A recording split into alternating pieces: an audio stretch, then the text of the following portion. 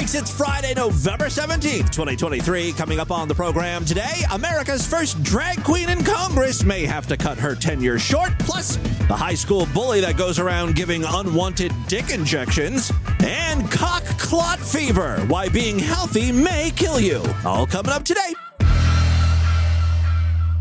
In my book, I say that intoxication is good for children. Butterfly in the sky, I can go twice as high. Getting high is good for children. Look, it's in a book. I am getting high. I can't read it. There's no words on it. I don't know what. I can't do it. I can't read it. There's no words there. Fuck it. A reading rainbow. I can't read it. Fucking thing sucks. I am fucking high. What does that mean? Take a look. It's in a Marijuana makes them feel happy. This is a kid's book. Thanks again for watching. We'll leave you with Sting and a cut off his new album. Sting fucking sucks. It's the Distorted View Show with Tim Henson. Hi, Galileo 2333. I want to come while I eat your smelly, hairy, wet pussy. And I love the aftertaste of semen in my mouth. She is a fat cunt. Get it together!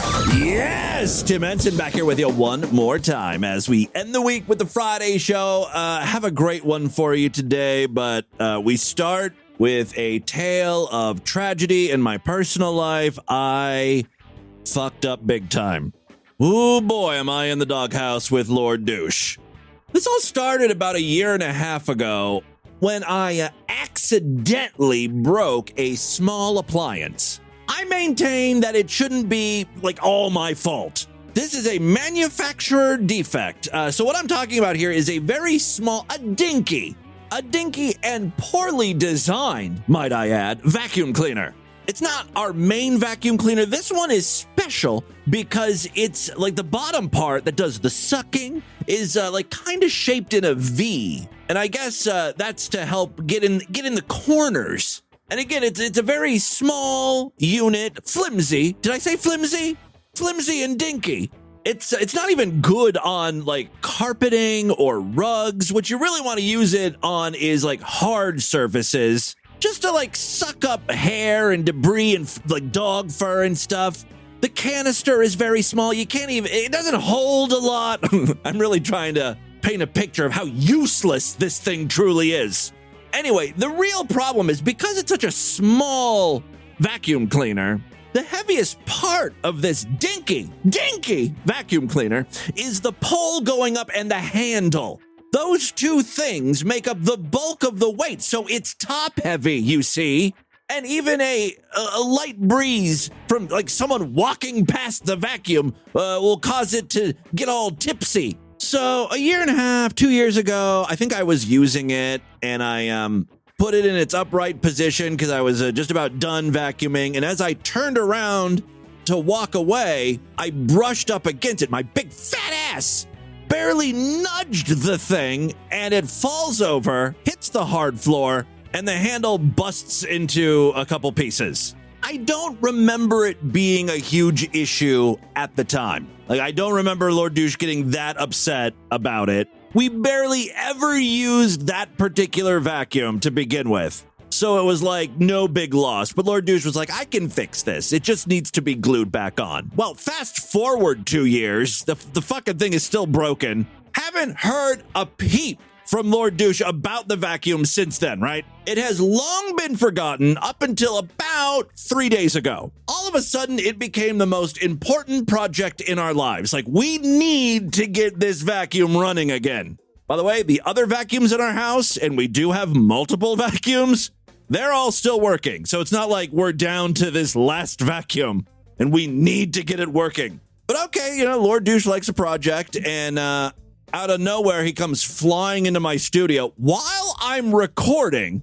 And he's like, you gotta move your car. And I said, dear God, why? By the sound of sheer panic in your voice, it must be because a small child is pinned underneath my wheel. And he said, no, I gotta go buy glue to fix the vacuum you broke.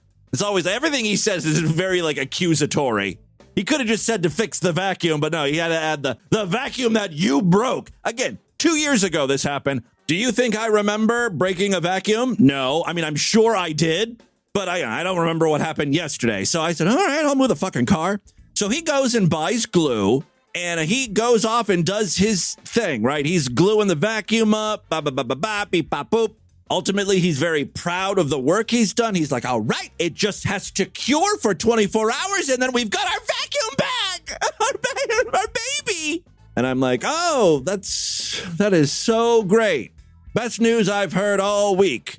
What a triumph. Got our goddamn vacuum back. We haven't referenced or even thought about in over 2 years. Fast forward 24 hours, Lord Douche is absolutely giddy. He tells me, it's been a day. The vacuum, the glue has cured. We've got our vacuum back. All is well with the world. Peace has returned to the kingdom. Alas, it was not meant to be.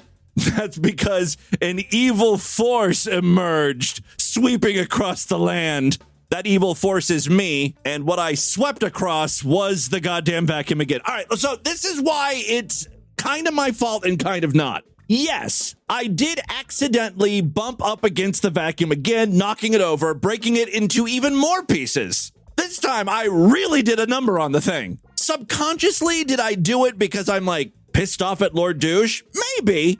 I'll leave that up to the psychiatrist that I now have to see, the couples therapist. This relationship is on shaky grounds right now, thanks to me. I swear to God, I did not mean to bump up against the vacuum. ...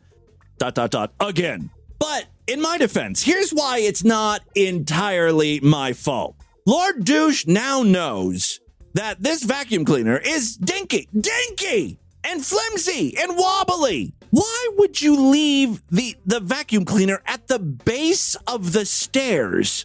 So when you walk down the stairs, you literally have to walk around the vacuum cleaner. I don't know if he left it there for me to look at and admire his handiwork, but that is not what happened. Quite frankly, his handiwork was shoddy. I think it could have used more glue. Maybe then it wouldn't have shattered when I accidentally brushed up against it.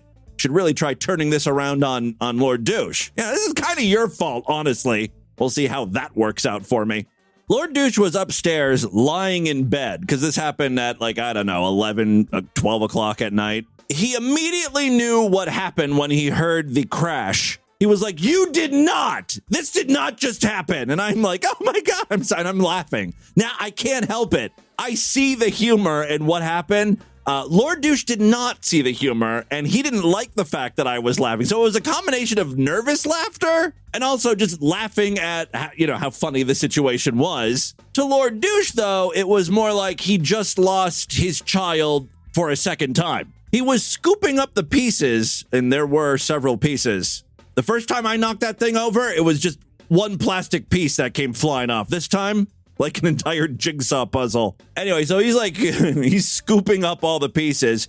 The large piece, the biggest piece that broke off was the entire handle and pole. You know, that whole long shaft that goes up the length of the vacuum cleaner. That snapped off completely.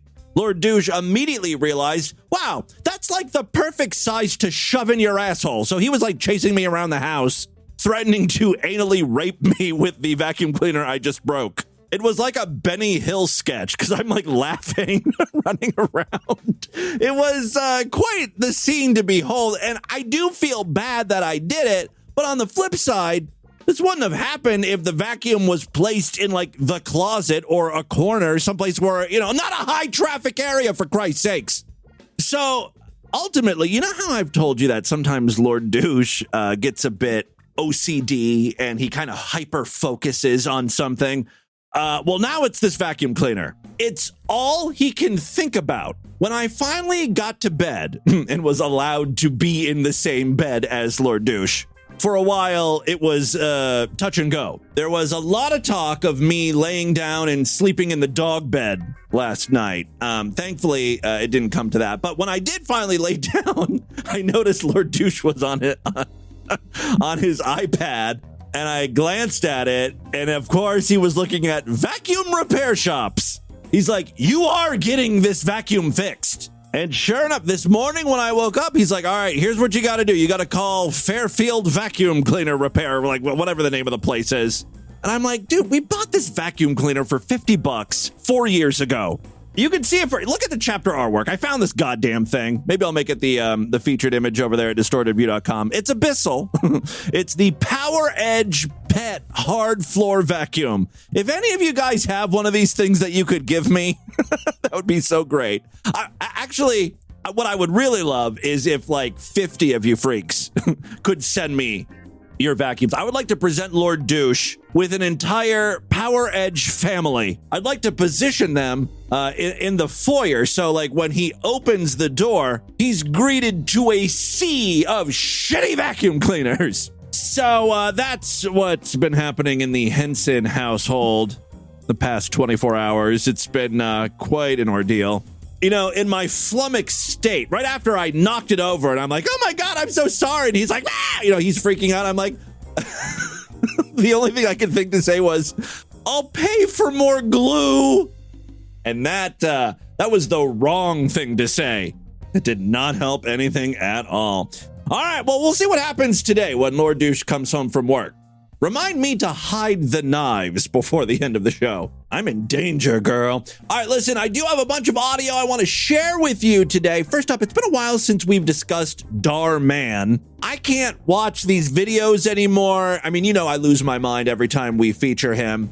If you're new to the program, you never heard of Dhar Mann, he produces these feel-good lesson-learning videos that only the most oblivious and or evil people didn't already know. This is shit you learn when you're like 3 or 4 years old. Like, be nice to your parents. A typical Dhar Mann video title is like, evil foster care mother mistreats child, lives to regret it. Rich kid makes fun of poor kid's Halloween costume. You won't believe what happens next. And it's like, yeah, I can believe it. I can guess what happens next. So as I always state, I strongly believe these videos are just produced for the lowest common denominator. Idiots watching this show know immediately who to root for, and they feel good about themselves knowing that they would never treat someone like the people are being treated in these stupid videos, right?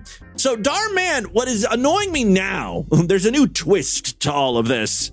I'll give the guy credit. He's very successful on YouTube. He has nearly 20 million subscribers. And I think the success has gone to his head. Because now in these videos, sometimes there's like meta elements to it. Even though these are scripted dramas, Dhar Mann will be referenced. Like one of the characters will be mean to a poor girl. And then the father who's consoling the poor girl is like, hey, remember that Dhar Mann video we once watched? What did we learn? Sometimes people are mean because they're dealing with their own trauma. Yeah, I remember that Dhar Mann video. He makes great content. Like, bitch, really? People are already watching your shit, right? Like, you don't need to promote yourself in your own videos. Also, when you think about like how quote unquote wholesome his channel is, YouTube loves this shit. So he must be raking in tons of money through his partnership, right? Through revenue and ad sharing and all that crap. Still, that's not good enough for Dhar Mann. Take a look at this ridiculous ad placement. It's almost 5. You ready to watch Dhar Mann? Mom, I'm playing my favorite fantasy role-playing game, Honkai Star Rail. It's out on the PS5 now. And you can keep playing when the episode's done. Meanwhile, the kid keeps playing. Mom, Honkai Star Rail just released version 1.5 with dope new characters like Argency, the classy armor and cool spear. I mean, it's just a full-on advertisement for some shitty mobile turn PS5 game with obvious in-app purchases. Now, a typical mother would be like, turn off the fucking video games. I told you already. But this mom's like, well, honey, why are you playing so much? I want to learn more. It restores her allies' health. Honey, you've been playing this game for over a week. I can explain. You see, I had to keep playing. When you log in for 7 days, you get 10 free Star Rail special passes, which you can use to pull these sick new characters. Yes. Which are only available for a limited time. Plus, if you use a special Dhar Mann code, you can redeem 50 Stellar Jades. I mean, this is all shit that would normally cost money, right?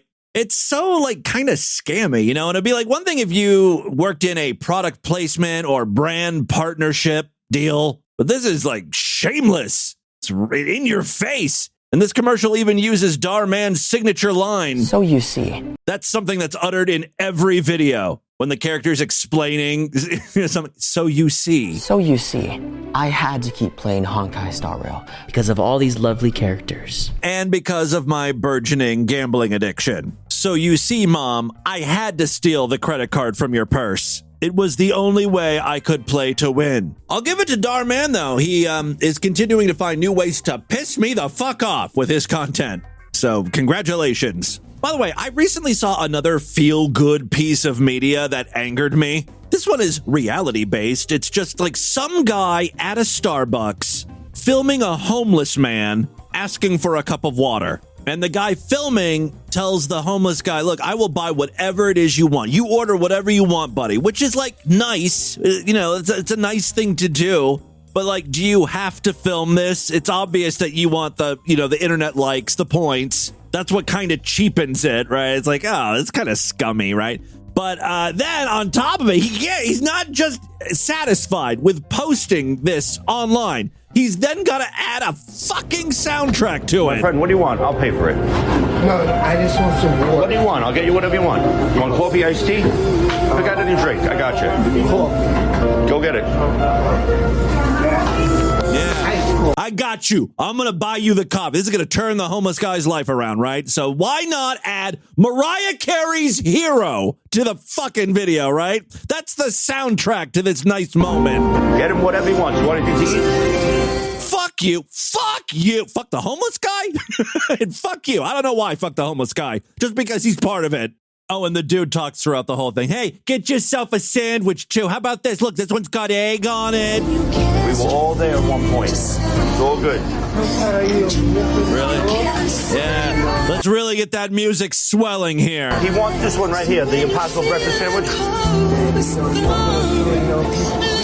Yeah. Okay. Enough. Stop it.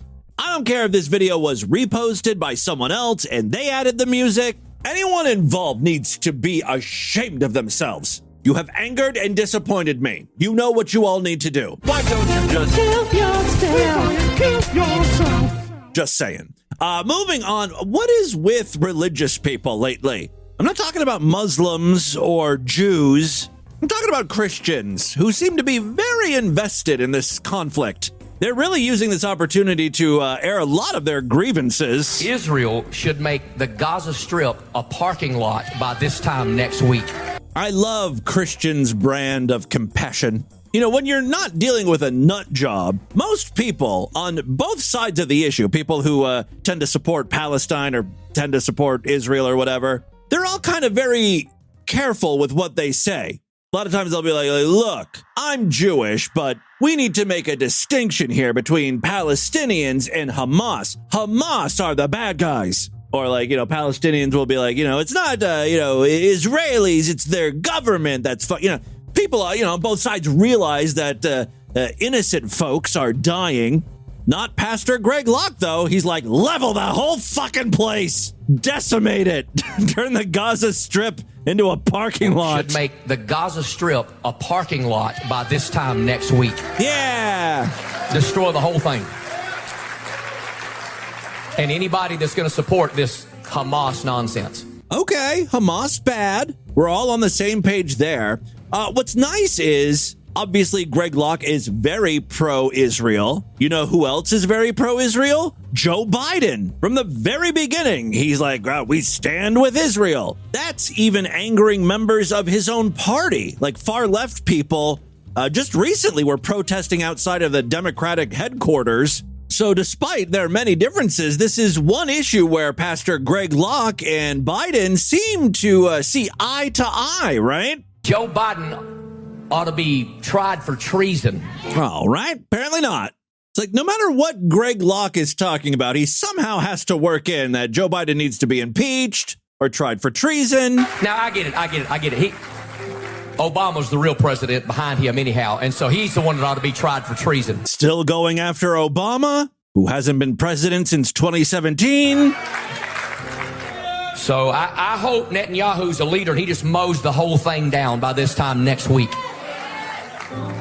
if you think all this open border stuff is not an opportunity for a bunch of Hamas sleeper cells to come into this nation right now. Oh, we got southern border. It really is a greatest hits for Greg Locke. Start killing innocent men, women, and children. You have lost. We've gone from the conflict in the Middle East to impeach Biden, arrest Obama on treason, and members of Hamas are sneaking into the United States because of the open borders in Mexico. I'm sick of all these Christians saying we ought to have peace with Islam. Islam is a satanic death cult, and they would cut your head off before I said amen in this sermon if they had a chance to. You better hope Hamas doesn't come up through Mexico. Saying shit like that's going to make you enemy number one. What they ought to do is evacuate up there on the hill and get a great big missile and blow that wicked Dome of the Rock plumb off of the spot where it's standing right now so we can get that third temple rebuilt and usher in the coming of Jesus. That's the real reason Greg Locke is supporting Israel. He thinks this is all going to usher in the second coming of Christ.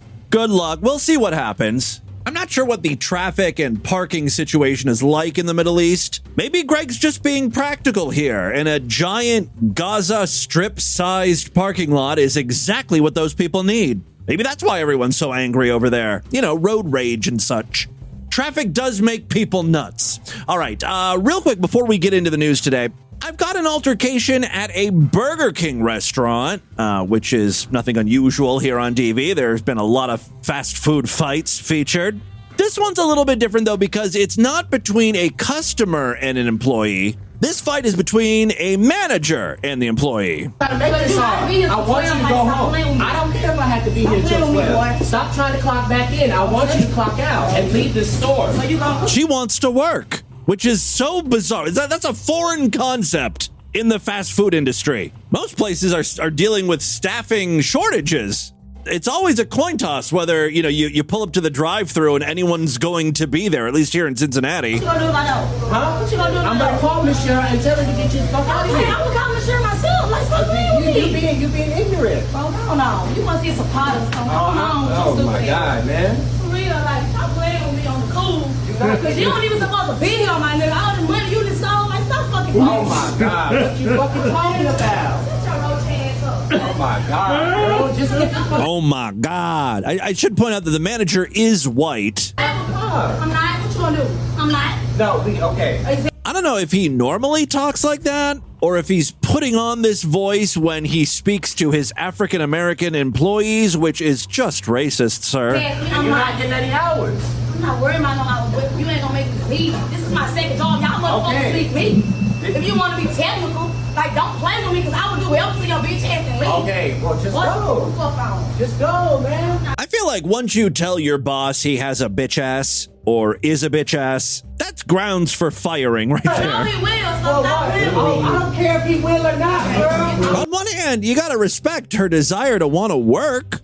She has amazing work ethic, but, your boss is telling you you're not needed. Your shift is over. I want you to leave, and I want you to leave now. That's the whole point. What you gonna do if I know? Nothing. Well, you off the clock anyway. I can clock back in. You ain't gonna do shit. You ain't gonna clock back in, girl.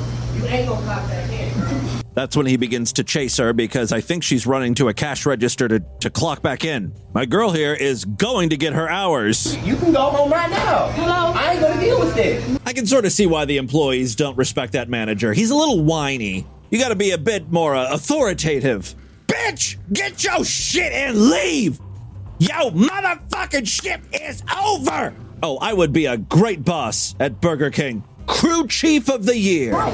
Hey, come get me before I slap the shit out of her. Like, he really trying to show out my nigga. He know the real. Like, stop fucking playing with me. Yeah, I think she's on the phone with someone to come pick her up. At this point, she accuses the manager of being a drug addict, I think. That's how dope fiend ass manager. That what the fuck you is, a dope fiend ass manager. Ain't nobody no dope fiend ass manager. If you do powder, what you is? I don't do nothing, man. Stop lying. What? I don't do nothing, man. I done sold you some last weekend. I mean, come on. We all work at Burger King. Chances are every single person here does something. One thing that's not happening, though, is none of the employees are taking any orders. Work has really crawled to a standstill. want to get on the clock and go home, so you can go home. I'm waiting on my ride, like I said. Get your stupid ass on. Oh, I think her argument is like, look, if I have to be here, I'm gonna get paid for it. So while I'm waiting for my ride, I'm on the clock.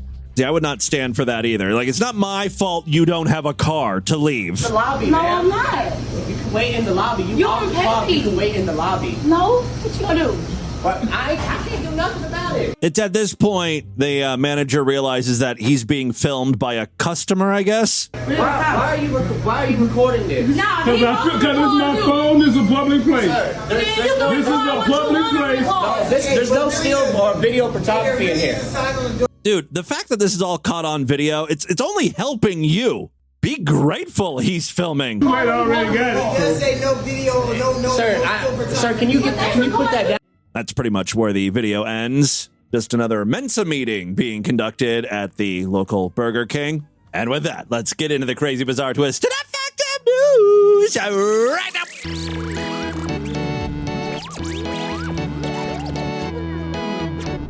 If you're not a member of the Distorted View Sideshow, don't sign up. When have you ever heard me say that before? Seriously, though. You know how I'm always saying, now's a great time to sign up. Well, now is not a great time to sign up. It's a horrible time to sign up. I'll tell you why. Because next week is Thanksgiving, and then we've got Black Friday. And, there might be a Sideshow deal on Black Friday, and there might be some Cyber Monday Sideshow deals, and there might be some, holiday deals that, we do it every year.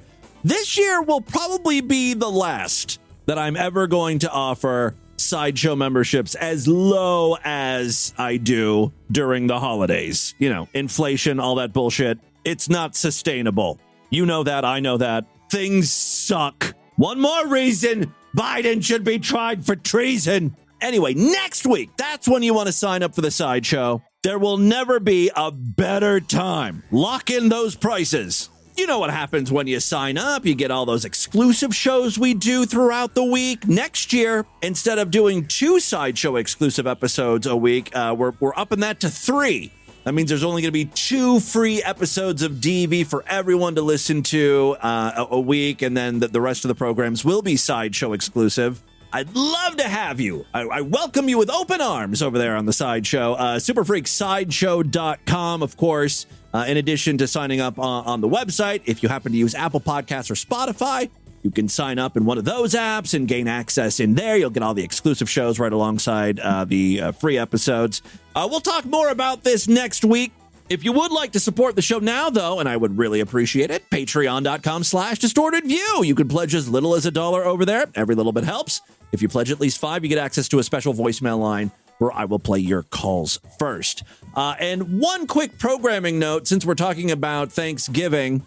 Next week will be a shortened week for DV. We'll do episodes Monday, Tuesday, Wednesday. Thursday, of course, is Thanksgiving. And I'm guessing maybe we'll do a best of show or something on Friday.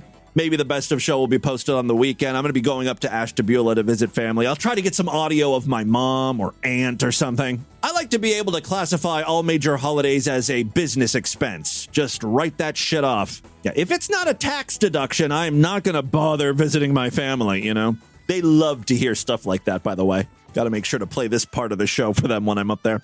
All right, listen, 3 very quick stories, then we'll get the hell out of here. First up, we have to talk about George Santos. If you live in another country, I don't blame you if you don't recognize that name. But if I said drag queen in Congress, does that ring up? Does that help you out? He's that representative who has just been caught lying over and over and over. My favorite lie was not the drag queen thing, but the Jewish thing. He was going around trying to convince people he was Jewish, and then when news reports started to surface that he was not, in fact, Jewish, he said, no. Well, what I said was Jewish. I'm Jew-ish. I'm Jew-like. In many ways, I'm Jewy. I knew, though, when those drag queen pictures came out, ultimately it was not going to end well for George Santos. He lasted longer than I thought, but I think the end may be near. The scathing House Ethics Committee report on embattled Representative George Santos alleges he was a cash-strapped candidate who used campaign contributions to live a life of luxury. He's one of those kind of queens, as opposed to the type of homosexual I am, who's just comfortable slumming it. I'm a poverty fag. I grew up white trash, spending my youth in trailer parks and playing in toxic waste dumps. Just because I suck dick now doesn't mean all of a sudden I acquire taste and elegance. No. Anyway, he apparently spent donors' money on trips to casinos, shopping at high-end retailers, and even Botox treatments. He also spent donor money on OnlyFans payments. Santos was horny. Representative Santos was frequently in debt, had an abysmal credit score, and relied on an ever-growing wallet of high-interest credit cards to fund his luxury spending habits. He occasionally deposited large amounts of cash that has never been accounted for. He moved money between his various bank accounts in a highly suspicious manner and made over $240,000 in cash withdrawals for unknown purposes. That's all according to the report. Santos was rather uncooperative with the investigation. Quote, without Representative Santos's cooperation, the ISC, which is the Investigative Subcommittee, I think that's what that stands for, was unable to verify whether such expenditures and others detailed below were incurred for bona fide campaign purposes. Yeah, you're going to have a hard time explaining that OnlyFans money. Maybe the cam whores were his constituents. They were filming the blowjob scenes in his district. Santos tweeted that the report was biased and a disgusting politicized smear. He also accused the panel of having gone to extraordinary lengths to smear myself and my legal team about me not being forthcoming. My legal bills suggest otherwise, he says. Santos apparently spent money for a honeymoon in Vegas. The investigative subcommittee reviewed taxi and hotel charges on the campaign credit card that were incurred in Las Vegas back in 2021, during a time when Representative Santos had told his campaign staff that he was on his honeymoon and there were no corresponding campaign events on his calendar. I think the real problem here is Santos was sloppy with this spending. He could have made it seem like it was campaign related. Instead, he's like telling people, I'm going on my honeymoon. And there's all these credit card charges that line up with that, you know. The subcommittee identified a July 7th, 2022, $3,332 Airbnb expenditure. That was for a holiday weekend in the Hamptons. It actually said so on the campaign's calendar. Again, probably something you don't want to have written out. He also spent $2,200 at a resort in Atlantic City, you know, for the casinos.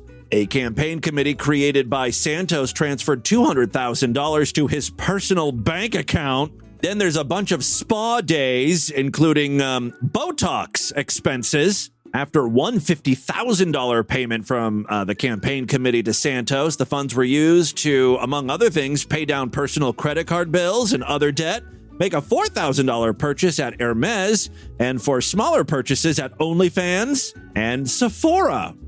My girl needed some foundation, makeup for bags under his eyes or something. He spent about $6,000 worth of purchases at Ferragamo stores, bunch of ATM withdrawals, paid his own personal rent with campaign money, $20,000. Since this report has come out, Santos says he will not be seeking re-election. I don't think he's going to make it out of this term, though. I think that's going to be cut short. We'll see. All right, second story we have for you. This one comes from Thailand and was posted in the Bangkok Post, which means there's going to be like lots of words I'm going to have trouble with. Names, places. If there happens to be 3 or 4 syllable English words, I'll probably get tripped up on those. You're just going to have to bear with me. A 15-year-old is suffering from painful nerve damage after a senior student forcibly injected a substance into his penis at their school in Nakhon Sai Thammarat. Damn, bullies in Thailand know how to bully. They're operating on a whole other level over there. Typical bullying here in the U.S. is, if you're a boy, someone will shove your head in the toilet and flush. And if you're a girl, you get made fun of until you develop an eating disorder or something. The boy and his mom, Judamad, were accompanied by internet whistleblower, Gun Touch Pog Pai Boonwet. That is a pretty cool last name, Pong Pai Boonwet. When they went to a hospital, for treatment on Tuesday. The boy, nicknamed I, is a Mathium 4. I guess that means he's in grade 10. He's a student at Nakhon-Sai Thamarat. He said that, slow and steady here. He said that on August 1st, a senior student had forced him into the school toilet cubicle, and then, instead of shoving his head in a toilet, he used a syringe to inject some sort of substance into his penis. Are we sure this was bullying and he wasn't just trying to help this boy out? Hey, notice you have a particularly small penis. Here's a little something that'll plump that thing up. Cock filler, you know. You'll thank me later. By the way, in other cock-related news, if you're not Sideshow members, you really should sign up. Yesterday on the program, we played audio of our boy Tamir revealing more information. We recently learned that he was living in Israel. Yesterday on the podcast, he told us everything there is to know about his penis and how unhappy he is with it. This is one time, he's not blaming anything on Emma Watson. Anyway, back to the story at hand. I said that over the next few days, his penis became swollen and painful, making it difficult for him to urinate. The boy admitted to being bullied at school, but said he didn't know his attacker and insisted the injection was against his will. Ms. Judamad said she took her son to a local hospital, but was turned away because there was no specialist there. Her son was referred to another hospital for treatment when his condition did not improve. Ms. Judeman said that she filed a complaint with police, but weeks later, they appeared to have made little headway in the case. Someone from the school had visited the boy at home and offered a gift basket along with 1,000 baht in cash as compensation. I mean, if the boy recovered, right, if his cock didn't fall off, $1,000 is something, But it wasn't $1,000. It was 1,000 bahts. What's 1,000 bahts? In U.S. currency? $28.47. You couldn't even purchase one single featured dish during Lobster Fest at Red Lobster with that kind of money. Get the fuck out of here with your 1,000 bahts. I'm not sure why I have Red Lobster on my mind. I guess because I always have Red Lobster on my mind. It's just an insult. 1,000 bahts. According to Mr. Guntouch, the senior student took a video of himself committing the assault. How is it that police weren't able to help at all? Now we can't seem to crack this case. Meanwhile, the damn kid with the syringe poking other people's penises videotaped himself doing it. Good Lord, the senior student took a video of himself committing the assault and shared it with friends at the school. This added to the boy's humiliation. A doctor at the hospital said some nerve tissue in the youth's penis had been permanently damaged and he needed complex treatment. Well, I hope he recovers swiftly. Speaking of penis injuries, final story we have for you today. You know I have and always will be a huge proponent of not working out. I don't think it's good for the body. Want proof?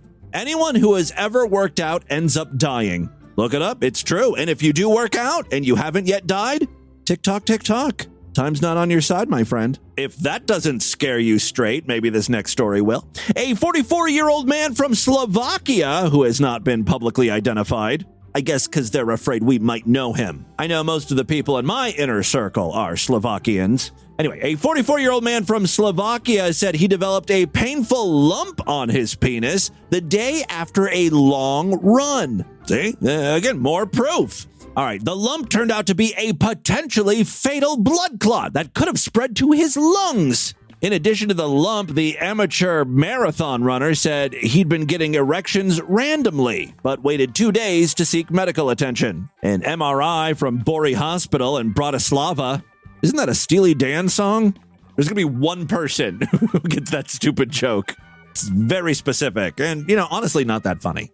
It's Steely Dan has a song that sounds like that. Anyway, listen, as I continue to derail this episode, an MRI from Bori Hospital in Bratislava showed that he had an 18-millimeter wide blood clot in the corpus cavernosa. The tubes in the penis that fill with blood and make men erect.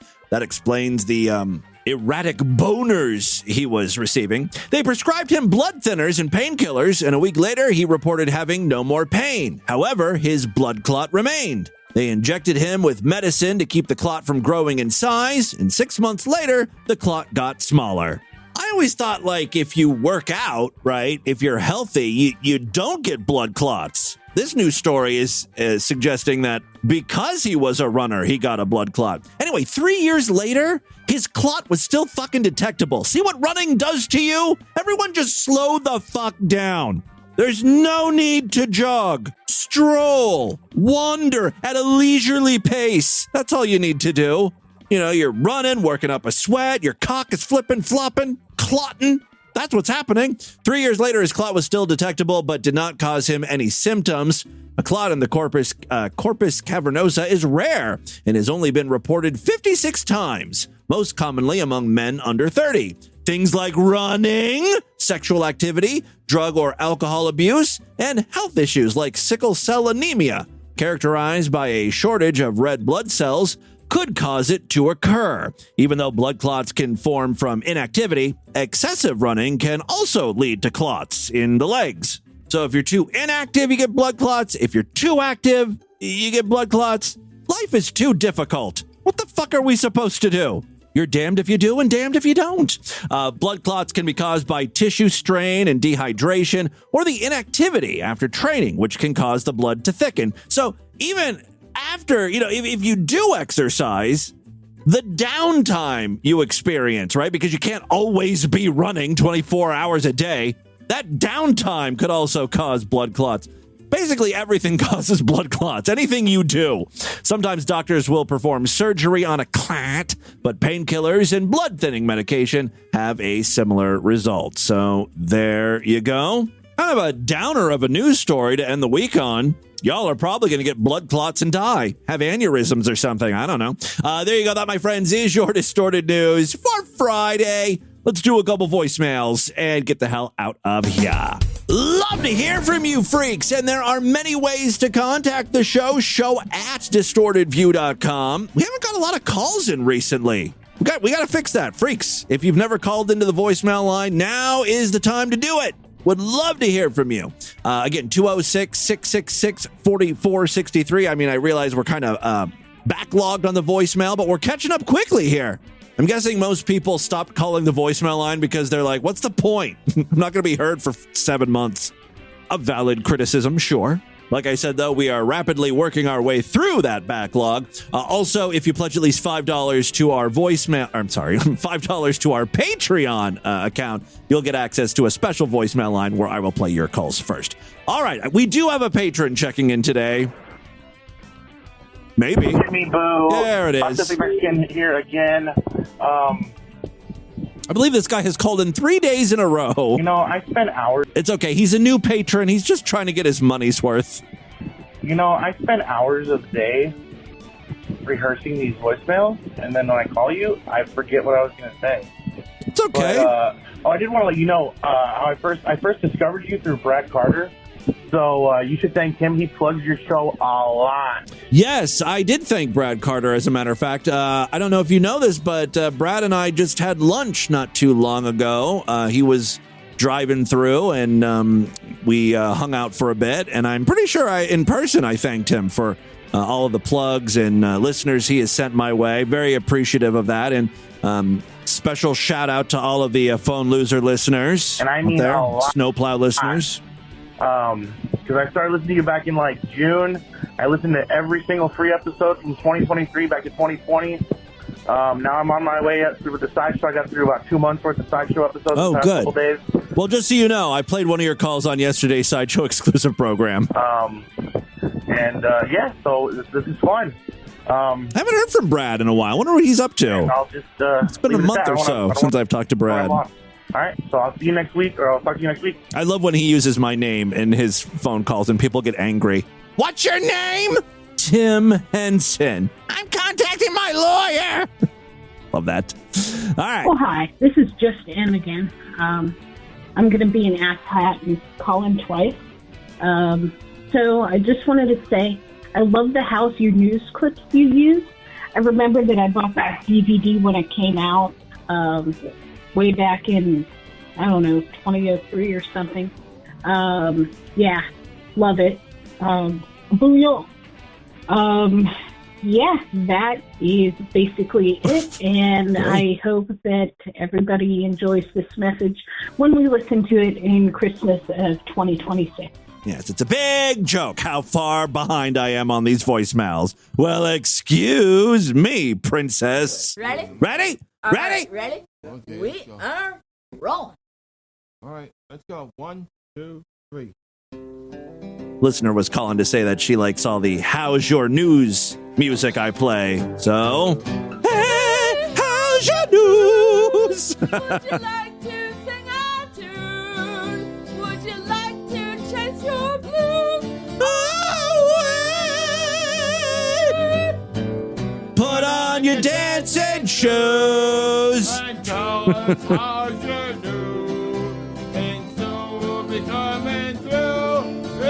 It's true. Okay, you get the idea. How's Your News was a, I don't know, was it a TV? It was a TV show at some point, but before it was a TV show, I think they just made DVDs or movies, and it's just a bunch of special people, mentally handicapped, you know, the unsavories. The unsavories doing news stories, right?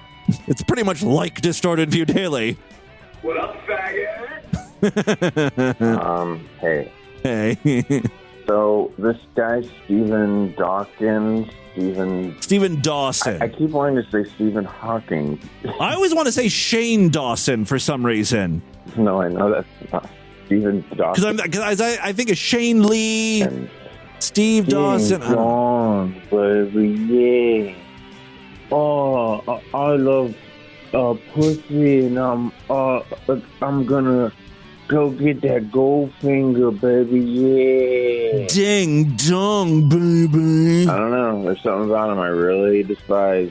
It's almost like to a point, you know, when you listen to something or you listen to something enough and it starts to like severely depress you, and it's completely subconscious. It's, you know, you can't discern why, but you know, he's got a learning disability, you know, he's difficulty, not a disability, really a learning difficulty. I feel like humanity's coming to an end. I don't know. Well, I hate to do this to you, but I have a Steve Dawson clip here that we did not get around to playing, but now maybe I should. You listen to me, Kevin Baker. Yeah, he's upset with someone because they've been making fun of his cone-shaped head. Listen to me, Kevin Baker. You listen to me. You don't pick on me. Do you understand? And you stop calling me a cone head. Just because I shave my head and all that, I ain't got a cone in my head, see? You don't keep calling me that, okay? It's very conical. And it's not me. Oh, yeah, and then he also makes fun of Stephen Dawson for exposing his genitals and sending dick pics. And it's not me trying to add your wife and messaging her and sending pictures of this. It is not me doing that. You know, it is not me. Someone used a picture of me and using my identity pretending to be me. You know, saying that I'm trying to add your wife, which I'm not, which I didn't anyway, you know, and messaging her and sending pictures of my willy, which I never would anyway. Look, see? He grabs his cock a lot in this video. See, I wouldn't do something like this. And then he grabs his penis. See, I wouldn't send my willy. And then he grabs his dick again. So you're not proving anything here, Steven. All right, well, there you go. That is all the time we have on this edition of the program. I want you guys to email me, show@distortedview.com. Distortedview.com is our official website. Voicemail line for you, 206-666-4463. That's 206-66. Oh, God, is it? Oh, God. Yeah, baby. Ding dong. Spread the distortion. STD, tell all your friends about the program. Don't forget to give us a 5-star rating, a thumbs up, or like wherever you can rate and review shows. Guys, thank you so much for a great week of programs. I'll be back on Monday to do it all over again. Until then, bye, everybody.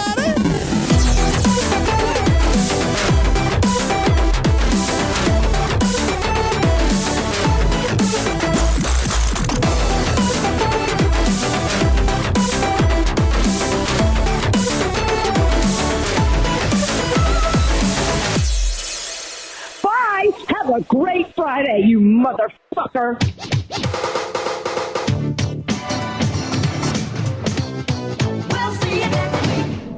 This has been another excellent podcast from the Scribe Media Group. Learn more at scribe.net.